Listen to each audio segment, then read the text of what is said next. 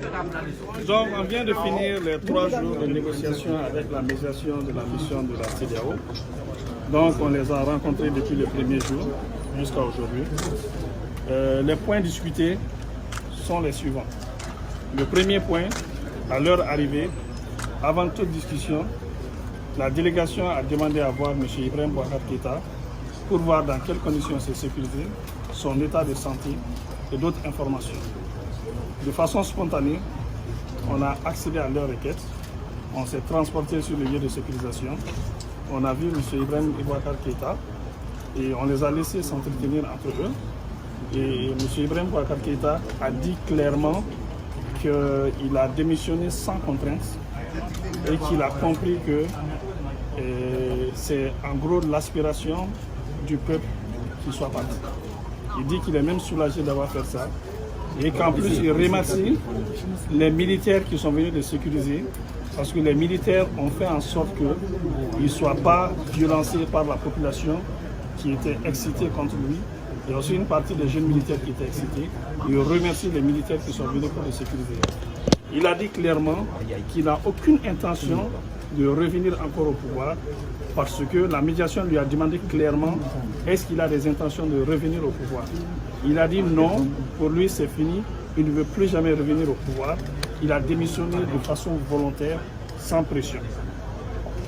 Ensuite, la CEDEAO a dit que comme ils ont constaté cet état de fait, on peut commencer les discussions proprement dit. L'autre point de discussion, c'était de demander que les conditions de sécurisation de M. Ibrahim Boubacar Keïta soient allégées et qu'il soit autorisé à aller se soigner parce qu'il doit faire des contrôles médicaux. Donc ce point de discussion a été accepté. Donc il peut être sécurisé dans un endroit de son choix et il pourra aller se soigner et revenir quand il veut. La CEDEAO a garanti son retour en cas de besoin, donc ça ne fait pas l'objet d'un problème. Le troisième point, c'est les conditions de sécurisation des autres qui sont à notre disposition pour des problèmes de sécurité. On a dit que l'état actuel de la situation nécessite qu'il soit sécurisé. On va voir un peu comment ça va évoluer la situation et leur axe va dépendre de la situation de sécurisation actuelle. En ce qui concerne la transition proprement dite, on a eu des échanges par rapport à la transition, à l'équipe de transition, au président de transition, au gouvernement. Chacun a donné son idée de la transition. Les représentants de la CEDEAO ont parlé de leur compréhension de la transition. Déjà dans la mesure où M. Ibrahim Boubacar Keïta a démissionné et qu'il a dit clairement son intention de ne plus revenir au pouvoir, donc forcément il faut mettre en place une équipe de transition. Maintenant, la CEDEAO a donné son point de vue par rapport à leur concept de transition. Nous aussi, on a discuté par rapport à ce que nous on pensait de la transition. Il y a eu des discussions de part et d'autre, sachant qu'à ce stade, rien n'est arrêté, rien n'est décidé et que nous, à notre niveau, l'architecture finale de la transition sera discutée et définie entre nous. On a exigé, au regard des efforts qui ont été faits, qu'ils voient aussi comment lever les sanctions. Parce que tout ce qui nous anime, nous, c'est vraiment que le peuple ne souffre pas.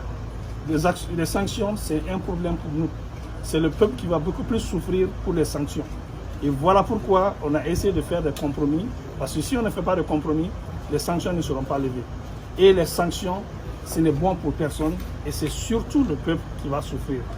Déjà, sanction ou pas sanction, la majeure partie de la population malienne est en train de souffrir. Sanction ou pas sanction.